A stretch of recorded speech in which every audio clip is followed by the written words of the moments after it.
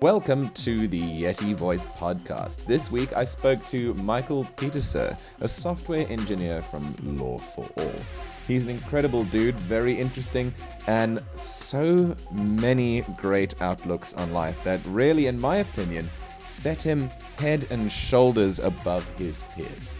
We discussed topics like the Internet of Things, how to get into a career in IT, and how Michael found himself working at a law firm as a software engineer. I hope you enjoy this episode as much as I did, and please excuse the amount of screen time my ugly mug gets on the vodcast version of this.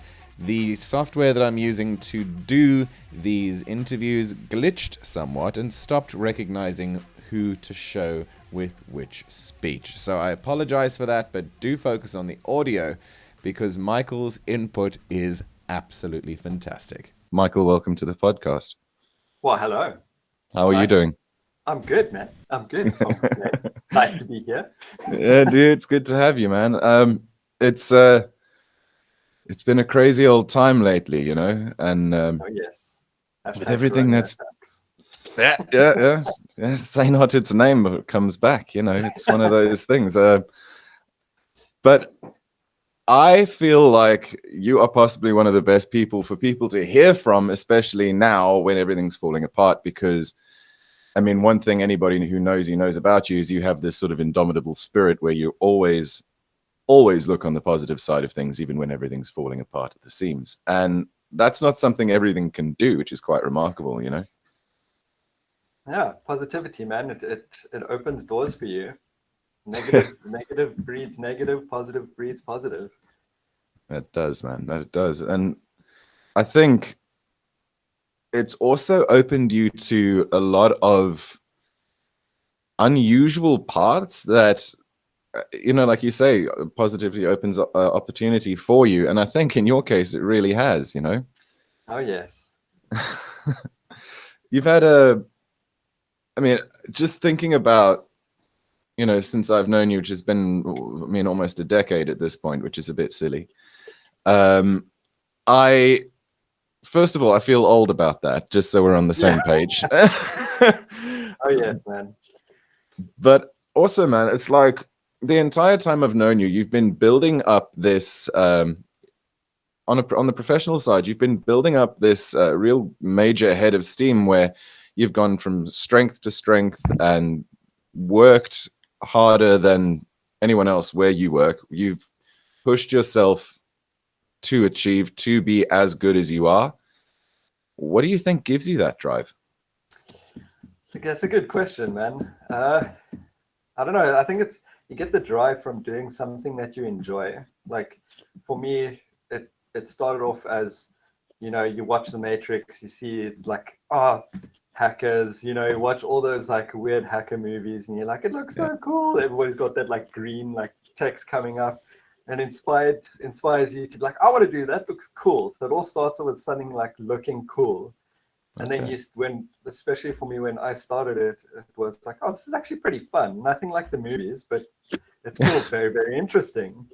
And I think that's what drives you. You got to find something that, you know, that you really enjoy. For me, I thought it was teaching initially.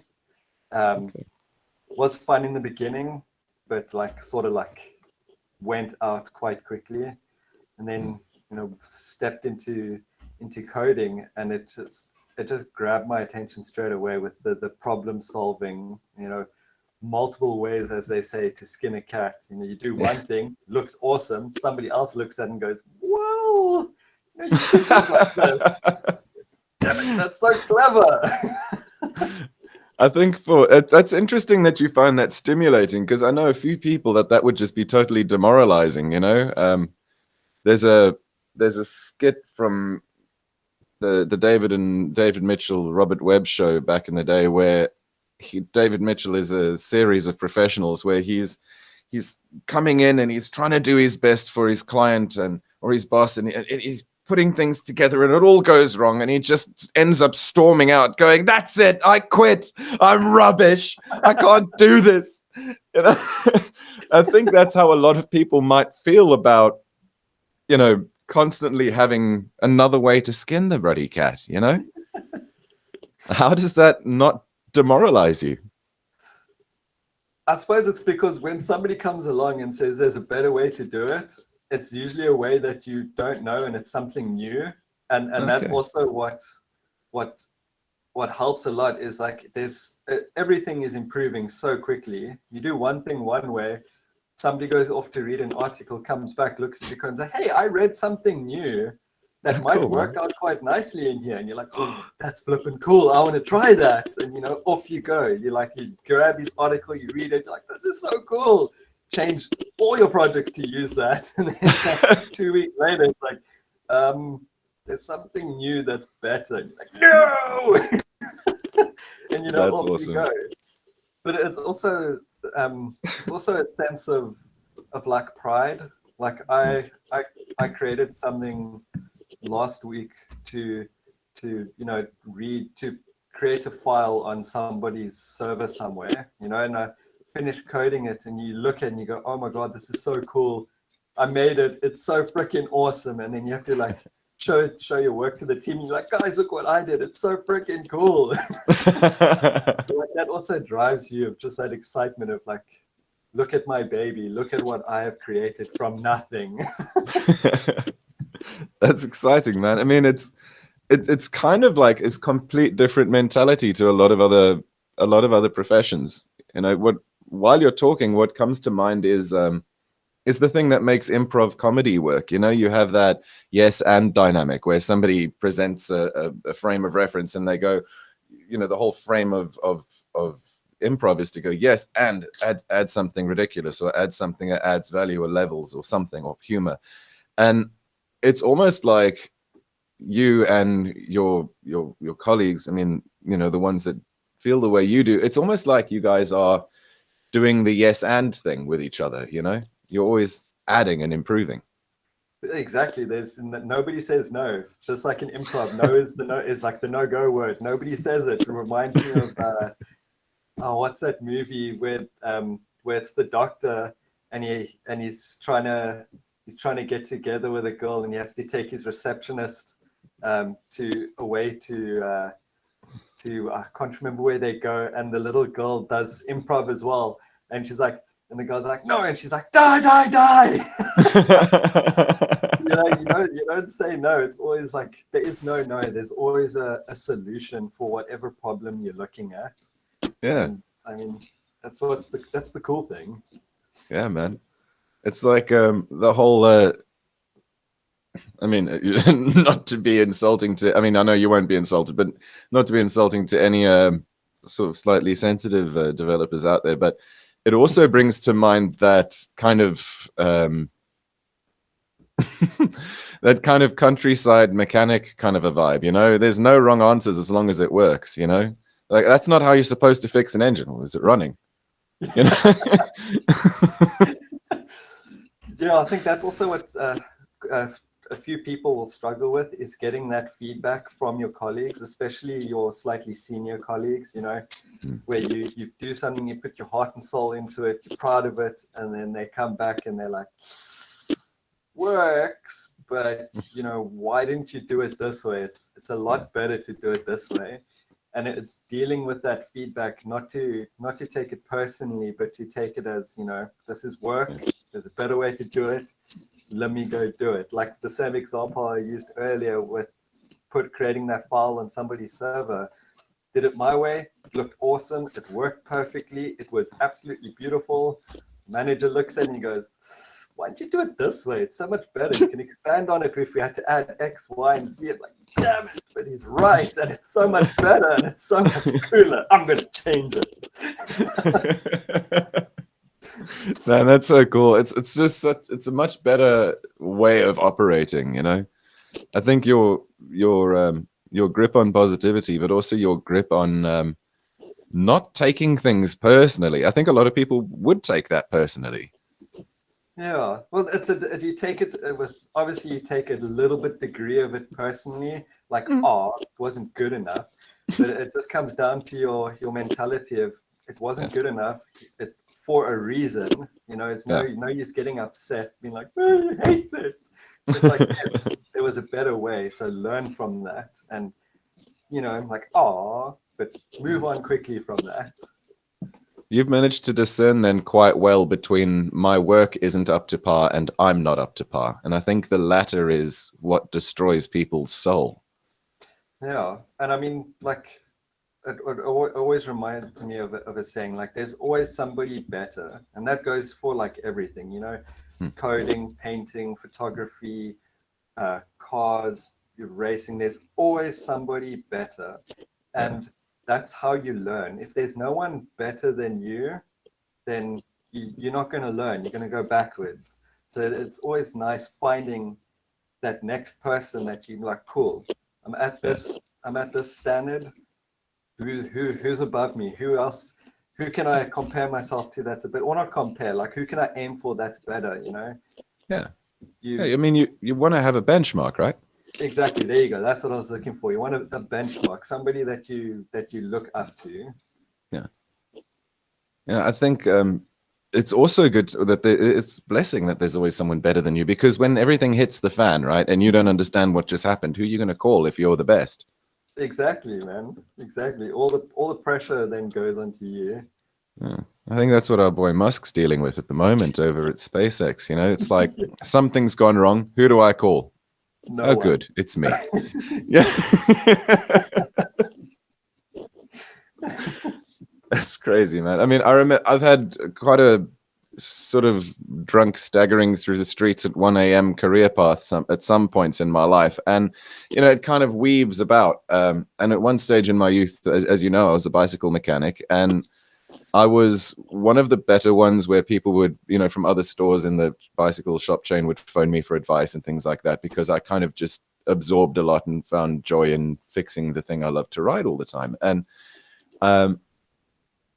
when I didn't know the answer, there was a guy at a store at Waterloo Cut store at that stage who had been like instrumental in training me up to have the attitude I had at that stage. He was Stu Alexander. Big shout out to him, the Camden hair pirate. He's amazing. Stewie Plimsolls, you know, and he is. You just pick up the phone and you say, like, Stu, man, this is the situation, you know. And you would say to him, like, it's a Sturmey Archer 5-speed internal gear hub and it's making this particular click, and you hold the hub up to the phone and he goes, oh, okay, take this off, take this off, take this off, try that, try this, lube that, check that, put it back together. Is it fixed? Yes, it is. Well, there you go. Yeah.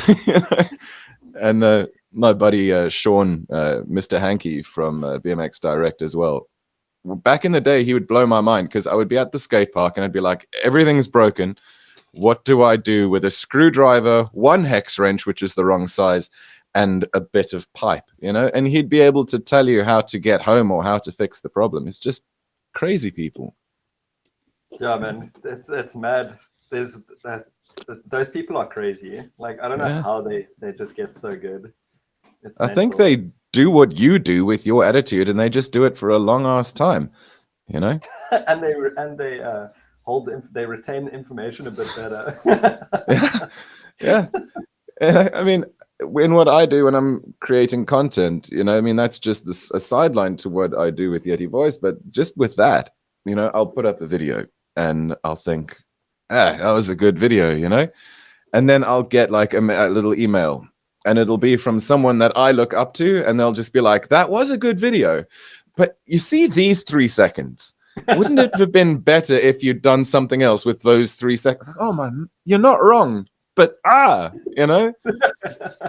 And I love those emails. And you know, I have a few friends as well who will just say to me, like, that was crap.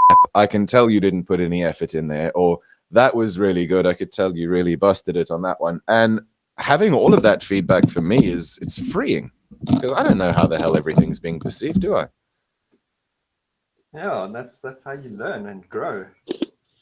And with what you do, how do you judge? I mean, like you said earlier, you'll put in an improvement and somebody will say something's working better. I think the key word there is something, because they're not going to know what's happened.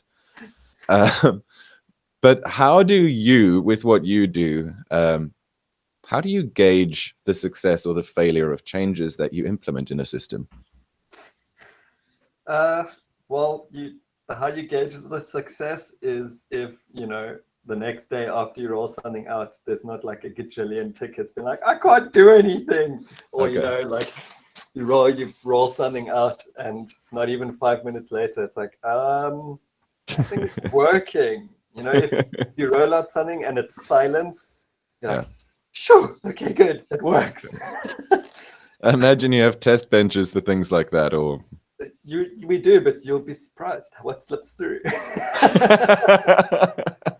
But it's like there's some things that you can test, and then there's just the difference in environment. You can test, and you roll something out, and we test stuff as programmers, and especially the person that's working on it, you test it in like steps that you've coded it for, and you're like X, Y, Z. Okay, cool, it works.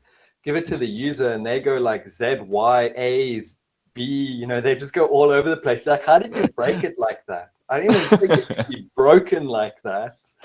And you're like, damn, okay, cool. I'll just change this, update that. amazing. So like users running amok as well, and their sort of procedures can do problems for you as well. Oh yes, all weird ways of doing things. So Mike, how did you go? I mean, you've told me that your marks in high school went fantastic.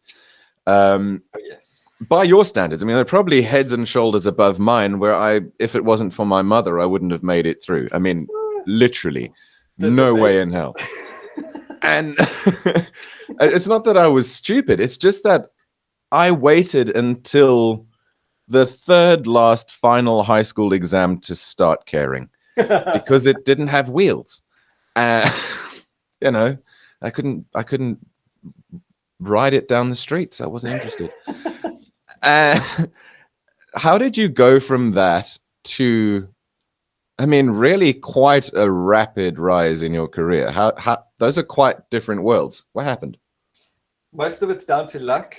Most of it, and other sections, just down to, you know, being positive, I think has gotten me through, has opened, like you said, a lot of doors. Like for me, leaving high school, I think my maths mark was at like 33 point something percent, and just scraped through it. And most of my marks were in like the 40s, like barely scraped through.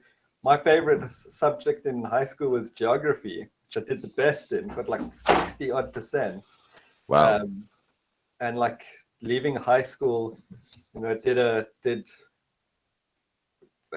teaching course for a year and a bit. But what helped me in my journey through my career was going to Northlink, um, which is where people that haven't completed high school go. But when I got in there with my disastrous maths marks, I had to take a bridging course before I could do the IT course, and that bridging course was a year. Had to finish it before I could start my 3-year IT course. So I'm like, oh damn, okay, cool. But at least at the end of this year, I get to start the course that I want. So 2 weeks in doing the tests, they were like basic tests, man. Like, how do you navigate Windows? How do you save a file? Oh Like the no, bridging man. course for people that don't really know computers and stuff. I've So done like those too. it's terrible, man. So like 20 Mm. minutes through an hour exam, I'm like, yo, I'm done. Let's just Yeah. sit here, look around, smile, be like, I'm done. Hand the paper in, be like, woo, just thinking about the end goal. Yeah. Like 2 or 3 weeks into that, the head of the IT department comes to me, and she pulls me aside, and she's like, "You're doing quite well in this, hey?" Oh yeah, it's super easy. I know all this stuff. It's great. She's like, "Okay, I'm gonna take a risk on you, and I'm gonna push you to that 3-year IT course that you want to do, but you have to That's do well in rad. it because it's my name on the line here." So I'm like, "Whoa, win! Let's do this." Nice. Get into that course, smash it completely. End of the years come, get my certificate. She's like, well done. I'm like, yeah, boy.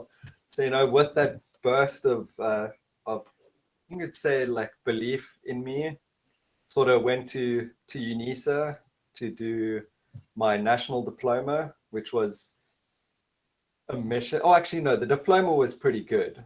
Yeah. There, it was pretty nifty. UNISA worked out quite well with that one, which was quite nice. But yeah, man, it was that. I think the positivity got me that shortcut to my course in um, in Northlink. Yeah, man. I think, a lot of the time, there's this dynamic that I've experienced where um, people expect you to pay your dues, right? And a lot of the time, that's based in that adversity builds character. You've got to start at the bottom and build your way up, and that's how get your whole character development arc going. As in life, so in business sort of attitude, and with work as well, with studying. But I've found that a lot of the time, the end game of paying your dues is to fix the way that you perceive yourself, the situation that you're in, and the opportunities that you've been given, right? So I had a guy who wanted to come and work for us at the bike store, and I had a say in whether it happened or not. And it ended up not happening because his attitude was, look, I'm not interested. This job's going to be stupid. It's not what I want to do with my life. I have to do this for 3 years while I'm at university. I suppose this is the best place for me. And like, fair enough, you're in retail. Like, you don't have to be passionate about retail, right? But there's this thing of at least trying to occupy that space with a sort of element of grace and an element of professionalism and an element of just like, you might not love it, like, in your course, in your IT course, obviously you're doing the course that you want to do, but in every course there's something like statistics that nobody likes unless you're particularly strange, or like one of those like really drudgy, boring things. And I think that if you had said to the head of Northcliffe, like, look, yes, I'm doing well because I'm doing your stupid course, and I have to sit here and I have to listen to that idiot drone on about saving things in Word. I'm not interested. I'd rather be at home doing literally anything else. She would have said, all right, well, you stay there, mate. Yeah, yeah, you do your year. You do your year and you fix your brain. I think that gratitude is a big part of you as well, isn't it? Yeah, that's it's all about treating people, or being nice, and you know being keeping that end goal in mind. Hmm. Which is what should breed the positivity. Yes, you're doing something that is beneath your knowledge or is easy for you, or that you're naturally gifted at. Yeah. It goes for like anything that you do. It's keeping that end goal in mind. Yeah. Doing that, starting that 1 year course, obviously it was like, oh, this sucks. It's super easy. But you know what? At the end of this year, it's a year. I'm young. Yeah. A year is not a big chunk out of my life, to start doing something that is my life goal. It's a worthwhile investment. Invest a year, get my 3 year course out of it. Bonus for me, let's do this. The quicker I can ace these exams and get through this, the quicker I can start the hard ass work, which it was. And just I think that's what grabbed her attention. She got feedback from the teachers being like, he's acing this, but he's still smiling, still contributing, still helping people. I wasn't just sitting there and be like, I'm done with this crap. Take this exam. Can I go now? I'm bored. I've been here for like half an hour and not doing anything. Or sitting in the class in the back, like on my phone, like, I know this, I'm just going to, ignore you. And sitting there being like, yeah, cool. Yeah, that's right. That's right. Who knows how to do this? I know how to do this. Yeah. You're struggling. Yeah. I can help you. It's just that, you need that positivity and that enthusiasm to, you're now not doing this for you because you know it. Your next opportunity is to sit there and help people that you can see are struggling. It's like, Yeah. I can help you. What you need help with, let me help you get through this course. And then that carries over to any course. That's what the smart people in the 3-year course, or any course that you take, those smart ass people, you're sitting there going, how do I do this? And they're like, I can help you. Come here. And you're like, thank you. You need that environment. Yeah. And that carries I think over so. into the companies that you join as well. Yeah.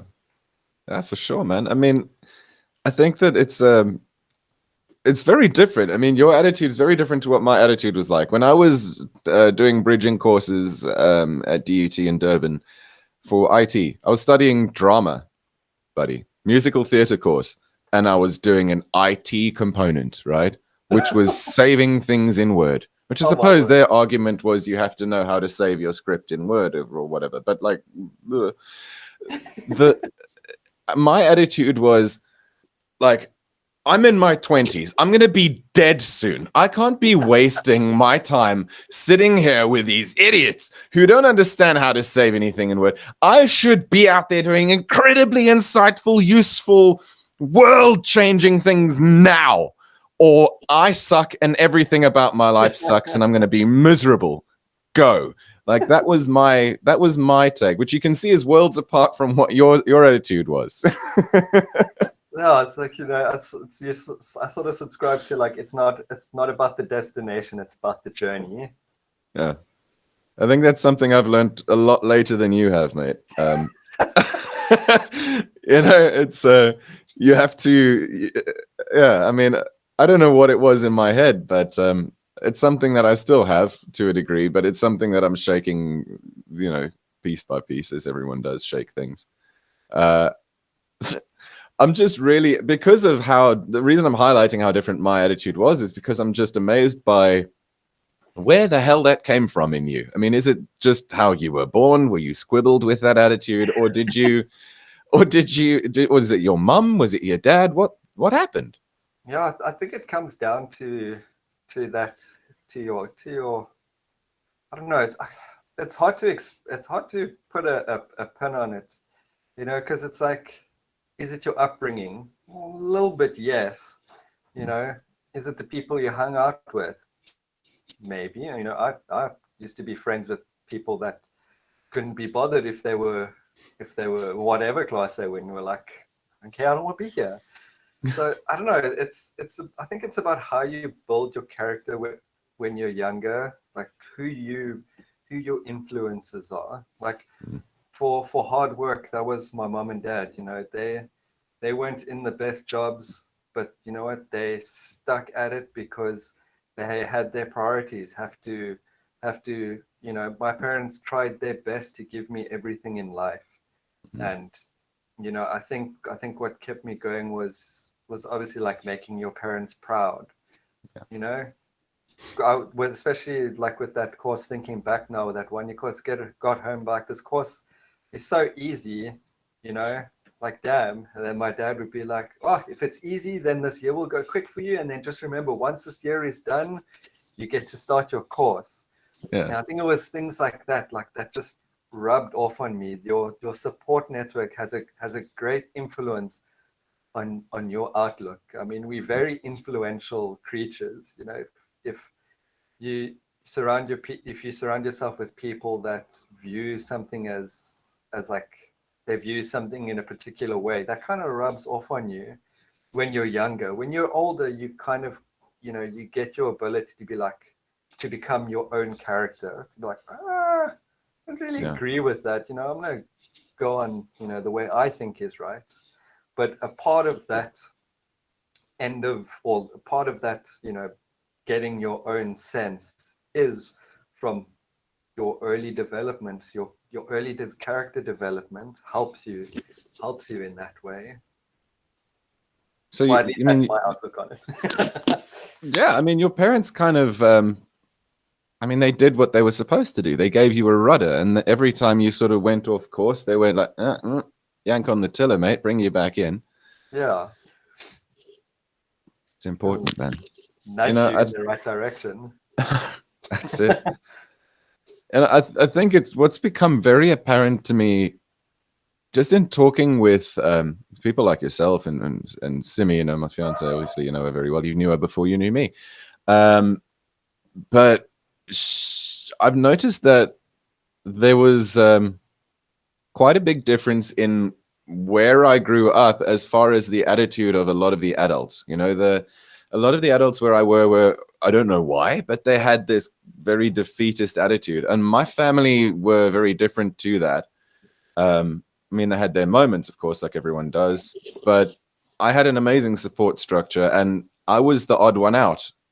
Um, Not like Jeff has a good family, therefore let's not be friends with him. I don't mean that. I just mean um, I was the odd one out in that situation. So, not that it was ever discussed or brought up or anything like that, but it was very obvious to me that I was in a situation where my family was a lot more functional than a lot of other people's families in my area, and a lot of my schooling was quite chaotic. And I think that I had a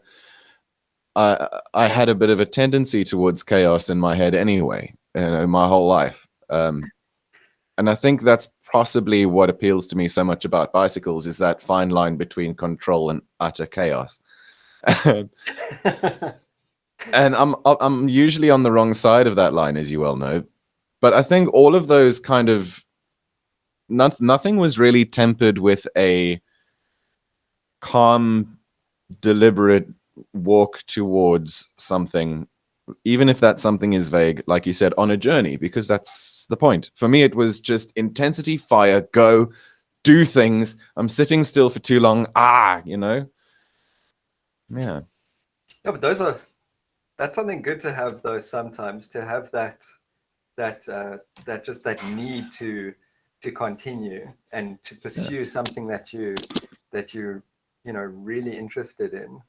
I have a habit of like stalling quite quickly, and struggling to find that the I'm trying to find the word, like the will to continue, lose interest very quickly, Okay. um, which has its massive downsides. Obviously, if you like start something, you just like do it for like 2 or 3 weeks, and you're like, oh, look at that, something new, and like off you go, which is the downside, man. Which makes stuff really difficult to pursue.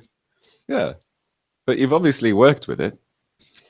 Yeah, it helps to be in an environment that encourages you to pursue the things that you really enjoy, Yeah. which nowadays is super important, is the company culture. That Yes. can make or break you, especially for your career.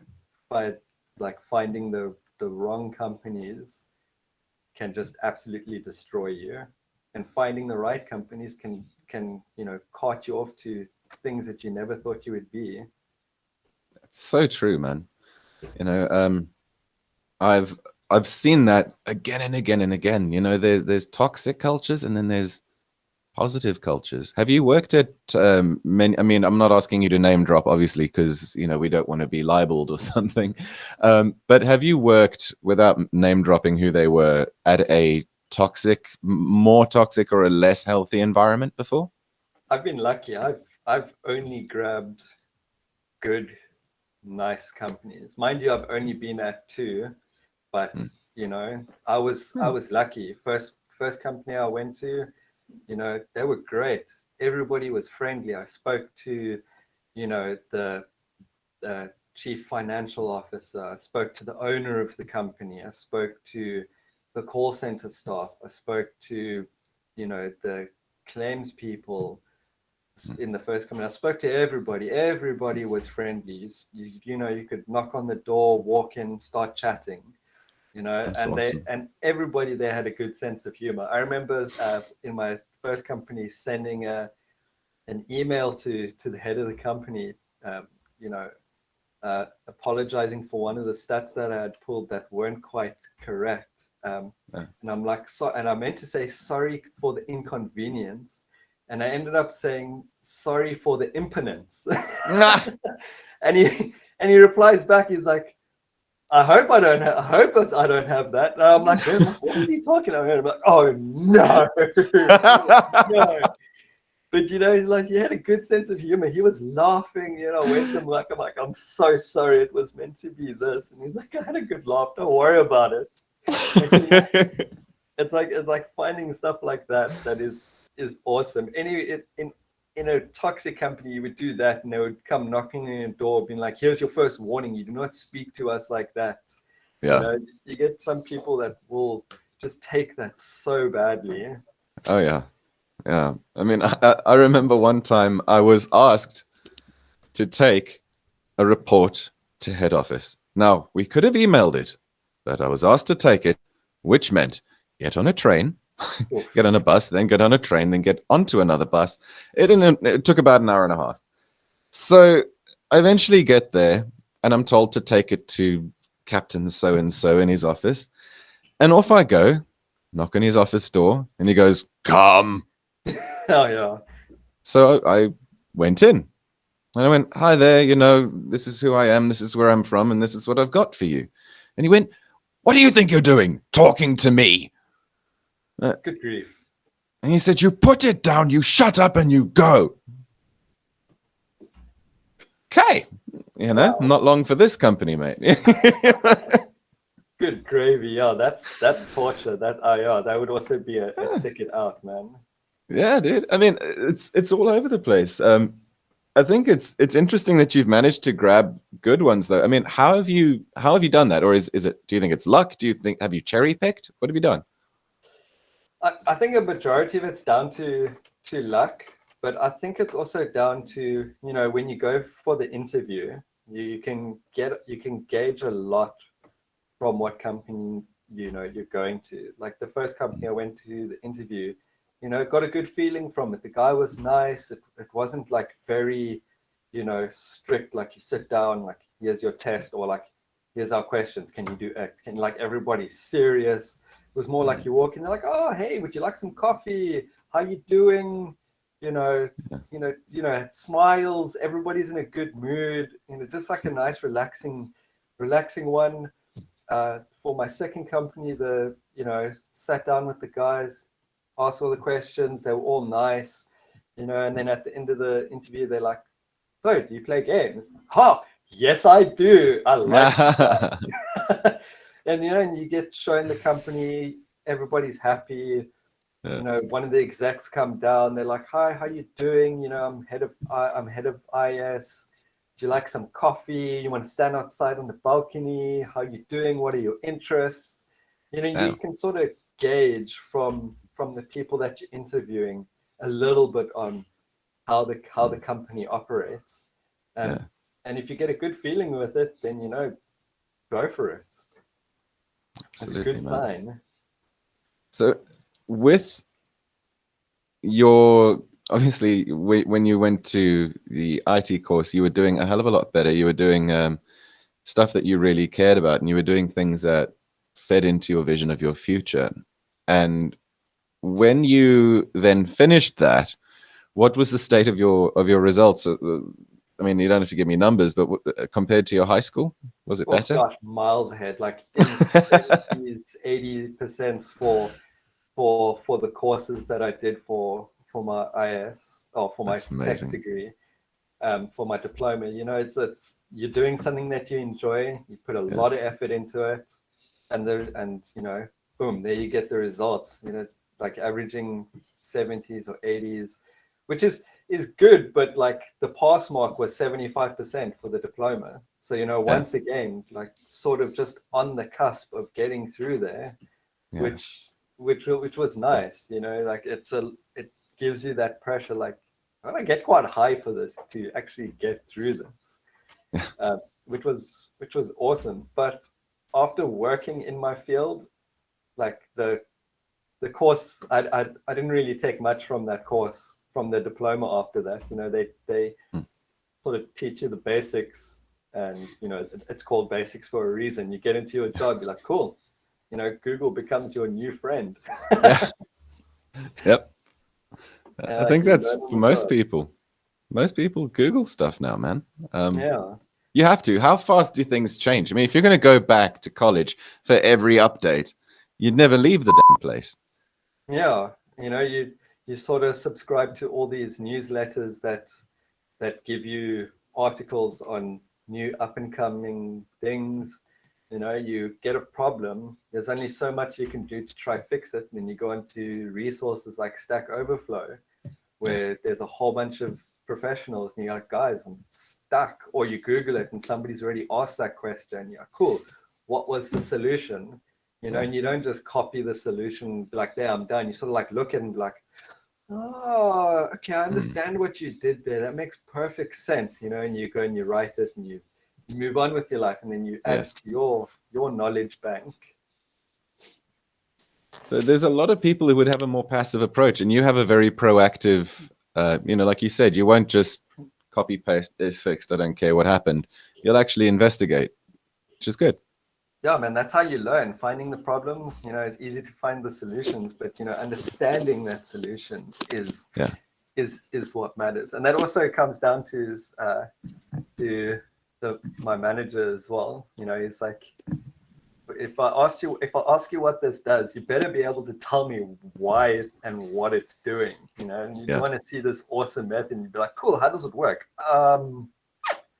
It works. You have to Yeah. explain, like, even if it's just give like a broad, like at least you have a base understanding of what it's doing. Like, yeah, it's doing Mm. this using this. I'm not sure what this part is, but I can guess it's doing this.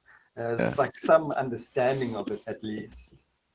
Yeah, and you've made an attempt to understand it, and I suppose with the nature of IT, if we push this to like the highest level of abstraction, and you're looking at like um, friggin' machine learning and AI stuff, if you are programming an autonomic creature that does stuff, and you don't know why it's doing what it's doing, that's a problem.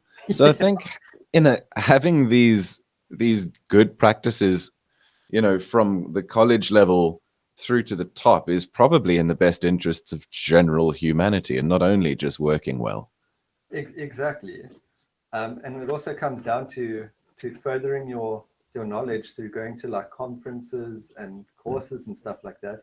And that also, if you find a good company like I have, where they take you to courses, you go to conferences, and the company fits the bill for that, Yeah. which they don't have to, but they've realized that, okay, we can help you, and in turn you help us, Yeah. and improves the whole company. Everybody grows, because you Yeah. grow. You go to they fit the bill for the conference or the course. You go to the course, you come back, and yes, you might not contribute a monetary aspect, but you contribute a massive knowledge aspect to that. Yeah. They invest in you, so you can help them. Yeah. Like for me, my current company, I was like, cool, doing programming, I would prefer to do security. And they went, oh Yeah. really? Okay, cool. I'm like, I have a course, but it's quite expensive. Like, oh cool, go for it. Oh, Went to nice, get the man. course, went to a couple of conferences. Our year end thingy came, and they're like, yes, our new focus is like part of our new year focus will be on cybersecurity. And I was like, whoa, I'm the only one doing it. That's you know amazing, homie. and like after that, just contributing to the company, like security wise, making sure that things are protected, getting new programs into place, making sure when the company got audited, making sure that the solutions were put in place, keeping an eye Mm. on things. It's not really a monetary value to the company, but it's a like an expertise or tool set that you Yeah. provide to the company. So at the moment, you're working for a company called Law for All, Correct. and that's a law firm. Yes, it is. What was the first company you worked for? It was a debt collection company. See, now that makes more sense as far as IT goes for me, because like I can imagine systems and things being needed for that. But in a law firm, what the hell do you do in a law firm? And how do you when I was in high school, I did computer studies, which is what IT things were called back then. And it was fine, but we were told like if you get really good at coding, like if you be the best in this school and then you're the best in your area and then you're the best in the country, you'll never work for anyone interesting. What you'll do is you'll open a small shop where you'll build and dismantle computers and spend your life cleaning fans with a small brush. And then you'll die of emphysema, is roughly what we were told. And that kind of made me just lose all interest in IT because I thought I don't want to inhale people's epithelials for the rest of my life. I would rather not. So I went off in another direction. And I'm just curious as to how you went from high school not so academically achievement and then you go through that and you go through your college years and you kick its butt and then you get to a law firm. What first of all do you do as IT in a law firm? I mean, you've just said it's your acumen has changed, but okay, what did they hire you first to do? I still do programming for them, so can still keep up with that. So what most people view, programming as, your software houses, like Adobe or, software that you used to buy, dedicated software house, like Google or something. You Google, obviously they're going to do a crap ton of programming.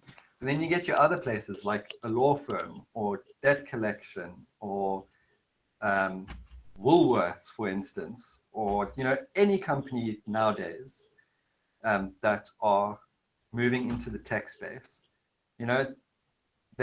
The company needs internal software. So like for Law for All that I'm working at now, people need a system to work on.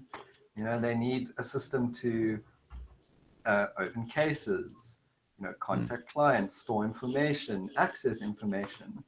And, that's where the programming comes in. And it's not just, for what people work on, need like the internal software that people work on. It's also, if you integrate with corporate partners, they need a place to send you files, process reports. There's actually quite a lot that a tech savvy company actually needs programmers for, developing websites, internal software, integrating with corporate partners. There's a lot that security for their database. Everybody's got to store info. Woolworths needs to store their info, so they'll have programmers to help with their website, programmers to do their internal software, security guys to make sure that their vast amount of info is safe and secure. There's a lot of stuff that needs to be done. And that makes a lot of sense. I mean, thinking about it, just in bicycle shops, they used to run on a system called Microsoft Navision, and that was fine. It was like inventory, contacting warehouse, all that sort of nonsense. And it worked fine. It was a bit sort of, you had to click a ton, but it was fine. It worked quite seamlessly. And they then decided to not have their own dev team. They had a company sell them a new version that was supposed to do the same thing, different branding, which was in certain workflows quicker, in other workflows unusable. So we had this dynamic between an older system that was annoying but worked flawlessly most of the time, and a new system that wasn't annoying all the time, but when it was annoying, it was unbelievably annoying and unfixably annoying, apparently. Um, so how do you go about getting your head around replacing something made by someone like Microsoft or one of the other companies, like you said, Adobe, who would come in with their huge capital, huge team of devs? How do you go about setting value for your company to consider your solution over theirs? Yeah. So that also comes down to customizability, having something specific that will fulfill your needs specifically. You know, Mm. yes, you can get off the shelf software that will do kind of what you want. But if you want to do something extra, I don't know, you want to have a dashboard where all your staff can go have a look at, files or info that, something that needs to be actioned on.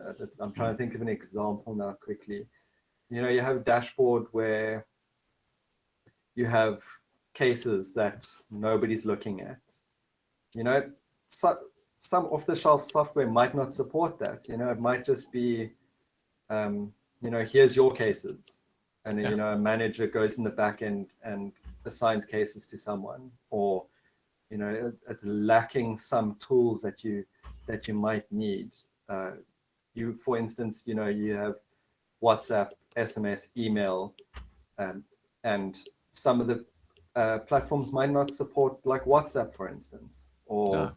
supporting email through the software that you're using. So a company might want to say, you know, I would like to be able to send emails to people, or when I sign someone up, I would like them to get a welcome email or get an SMS when, they donate R5, automatic SMS saying, thank you for donating. Yeah. That's the kind of limitations that would be imposed by off-the-shelf software. Well, affordable off-the-shelf software. You could obviously go to a company and say, I would like something that does X, Y, and Z.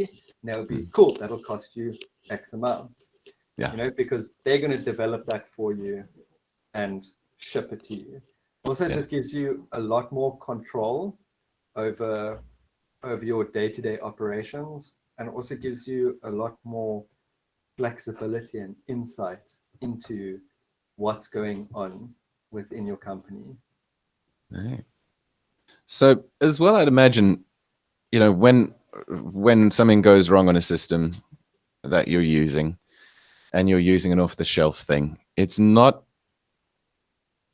straightforward to get it fixed always, Yeah, whereas if one of your managers or the CEOs found something wrong, they could pick up a keyboard and throw it at you until you fix it, right?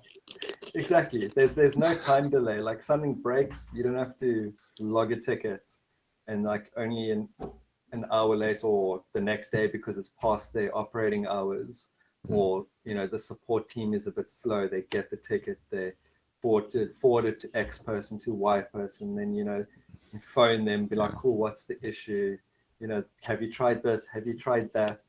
With an in-house product, it breaks, you go, damn, I know where that's broken. Hour Yeah. later, it's fixed. Cool, try now. Yes, it works. Okay, brilliant. There's no, the time it takes from error to solution is a lot smaller. Makes a lot of sense. And you know, I guess, like you were saying earlier, while it might not be an active earning part of the company, it will stop money falling out the bottom of the company at a hell of a rate. you know? Yeah, So you're almost, while you're not sort of selling what you're making externally, what you're doing is you're making everything run smoothly. And through that, you are, in a sense, earning the company money, if not money through the guise of time and productivity. yeah, exactly. They're not spending. It's like, let's just take a random made up figure. They're not spending R1 million in one go for a, a tool set. They're Mm. spending R1 million over, what, let's say maybe a year or 6 months to get a base product going. And Yeah. then, you know, that's expandable. They don't have to pay X amount to get something added to it, or have a retainer or a renewal fee. Yes, it costs them to pay the internal devs, but they then have control over, they own the product that they have. If they want to change it, they can bend it to their will. You can do thousands of things with it. If they develop that internal tool so nicely, they can even then start selling it. Be like, look, we've created this tool, guys. Anybody else want it? So anybody want it? It just gives a lot. It's like an investment. They're basically investing in themselves to have something internal. Another thing that I've heard from one programmer over a drink in a pub once, who used to work at Microsoft, he was saying how one of the biggest problems with a software structure like Microsoft has is legacy support. So they often, even though there might be a new, better, faster, more efficient way to do something, they can't do it because that won't speak to older machines or older systems or even older updates of things. And just to me and my mind, that has nothing to do with what you do. Just from the sort of layman's perspective, I'd imagine that would, when you have a relatively small user base, like everyone in an law firm, you can roll out updates without worrying too much about that legacy stuff because you control your user base a lot more finely. Is that fair to say? Yeah, exactly. You don't have to worry about support dropping for something that you're using. And a nice thing about doing it internally is, if you want to improve it, you can do it gradually, over time, improve this aspect, that aspect. Or, it's a lot easier to maintain and support something internally than relying on, a third party maintaining the support for you, or being like, listen, we're dropping support for the tool you're using. There's a new tool that we have that you can upgrade to that we're going to support from now on. And then you have to be like, oh, okay, now I have to, get rid of this tool that I'm using and upgrade to this. And then it just causes so many headaches. And if you've, customized your work environment around that legacy tool, there's a whole new aspect that you need to retrain your staff. You need to retrain like your first level support guys, reorganize a whole lot of things quickly. Whereas internally, you can be like, cool, we can update this feature, train them on that feature. You introduce it to them slowly. Like, look, here's a new dashboard. This is how you use it. Cool. Listen, we're changing the way you capture this. These fields are gone now because this way does it easier. This is automated now. And you give them the training, they go, woo, sweet. And you slowly improve your product like that.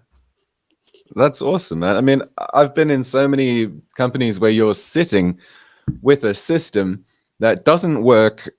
And I mean, at best, I've found that support gets back to you within 3 days when you've got clients hammering you, and it's just like, wow. It's just better to have someone like you doing what you do. Yeah. And it's nice because you also, nowadays, it's like people are waking up to, to managing your data or your company's data, having more control over that. And we see things like Poppy coming in, and in the UK they have their own one where, for us, we can't store data outside of out of South African boundaries. It has to remain in South Africa, and it's like stuff like that where people are now going, we can't just, happy dappy store it here and there and use this, use that. There's nice standards coming into place, and having stuff internal, those standards are super easy. Well, not super easy. That's easier to implement and maintain than relying on somebody else to do it for you. For sure, man, for sure. What's Poppy?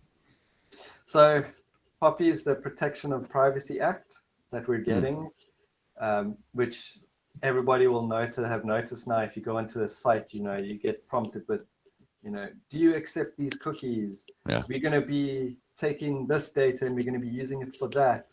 That is the worldwide shift to data privacy.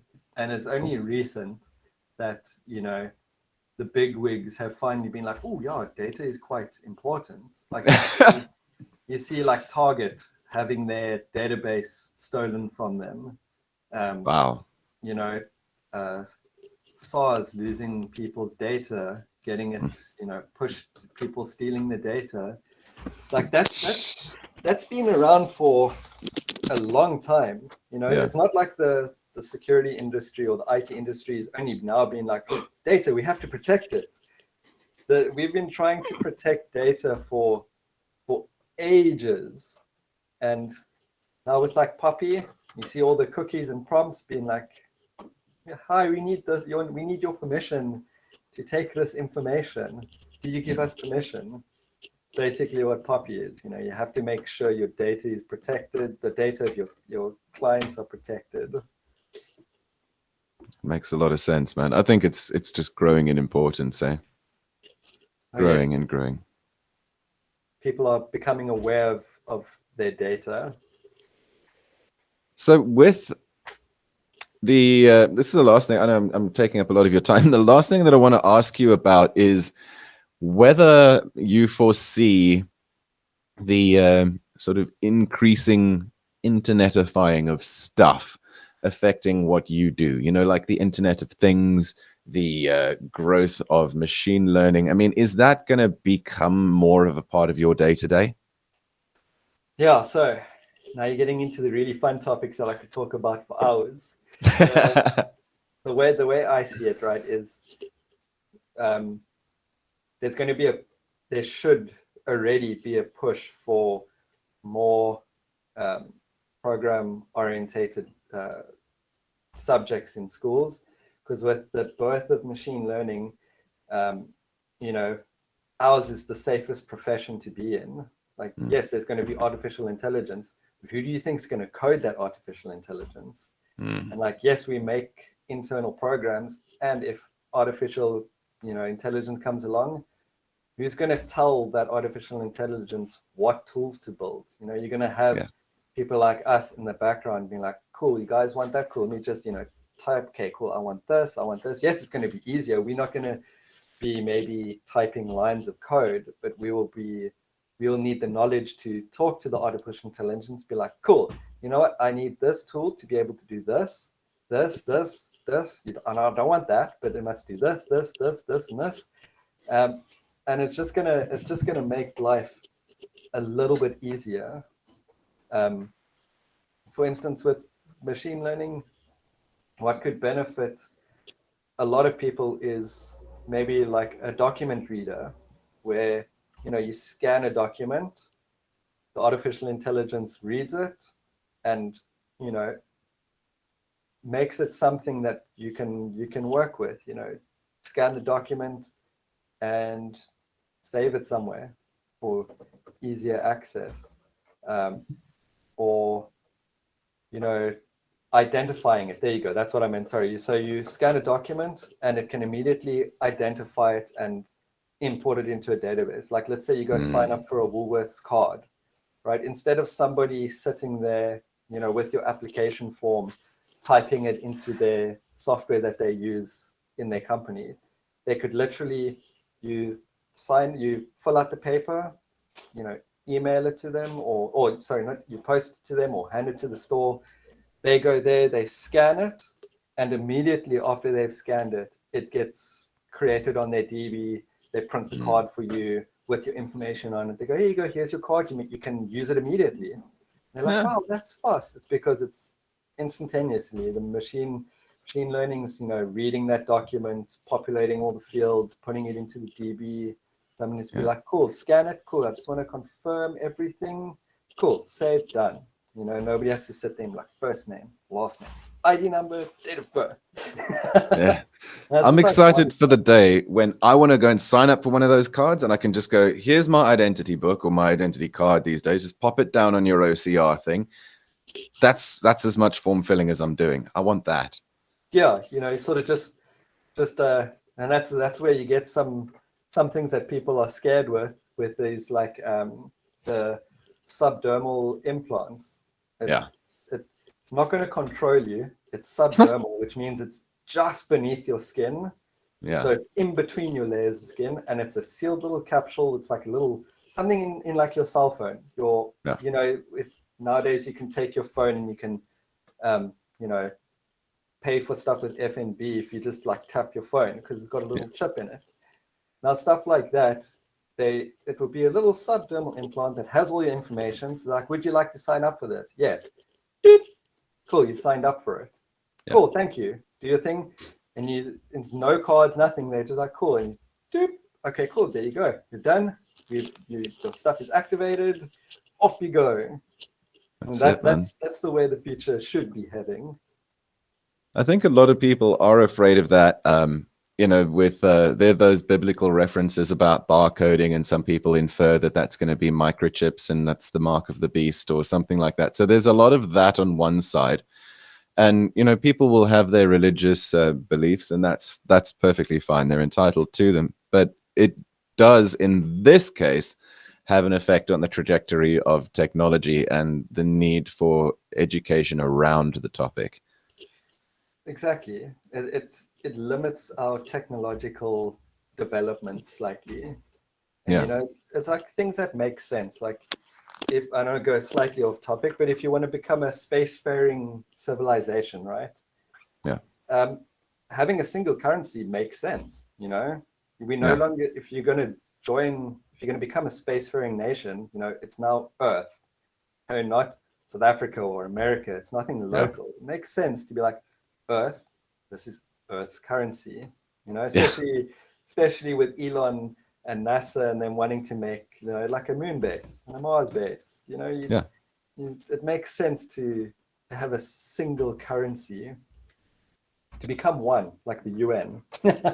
That's it, man. I mean, the borders are blowing apart. So it's kind of like I'm kind of sensing this global usification that's happening. It's what I call it. And it's a very poorly invented word that roughly means like unification more. You're kind of bringing people into not so much a me and you or an us and them, more of it's just us, Yeah, all of exactly. us. And if you expand the borders beyond the earth, I mean, if the earth is your domain and that's all you'll ever see, then sure, countries, because you need territory because people are like that. But if now your borders are that way and you can't ever reach them, then yeah, I mean, having that us attitude is, I think, the only way that we're going to have any form of chance being a spacefaring nation of or spacefaring race or whatever. But I think that more than that, it's going to have to be an attitude that translates into tech as well. Like you were saying, it's going to have to be into the currency, into the tech, in our attitudes towards each other. It's coming together the more it expands, which is quite interesting.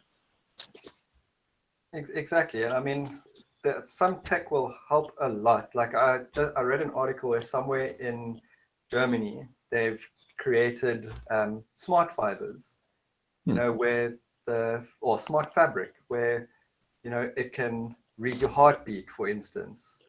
Wow.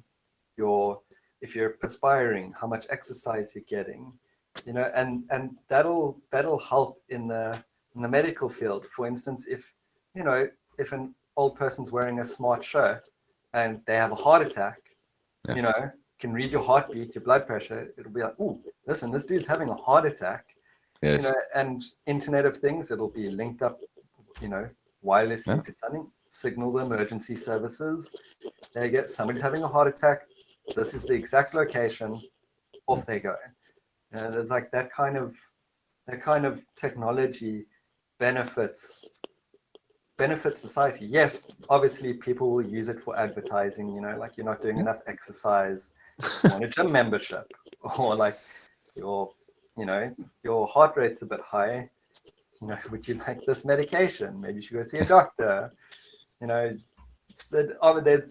always going to be some type of monetary push with stuff, and it's just with everything like that.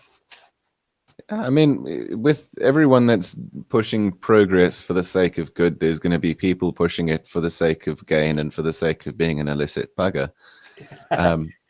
But I think that's human nature, and I think it's easy to sort of damn an entire branch of science or an entire branch of computer science because of the sins of a few, eh? Oh, exactly. There's always going to be somebody trying to make as much money as they can just because nothing is enough. Yeah, absolutely. Absolutely.